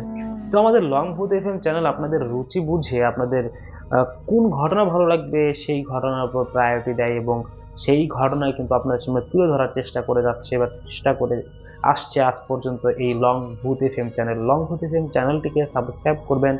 প্রতিদিন এই চ্যানেলেও রাত 10টায় ঘটনা দেওয়া হয়, কিন্তু আজকে একটু ব্যস্ততার কারণে 10-15 মিনিট লেট হতে পারে, কোনো সমস্যা নেই। পরবর্তী ঘটনাগুলো প্রতিদিন রাত 10টায় আসতেছে। আপনারা সবাই সে পর্যন্ত ভালো থাকুন, সুস্থ থাকুন। দেখা হচ্ছে আবারও নেক্সট কোনো ইমেইল এপিসোডে। আসসালামু আলাইকুম। এবং আপনারা ঘটনা পাঠাবেন, আপনারা ইমেইল পাঠাবেন। আপনাদের ইমেইলের জন্য আমরা সর্বক্ষণ অপেক্ষা করি।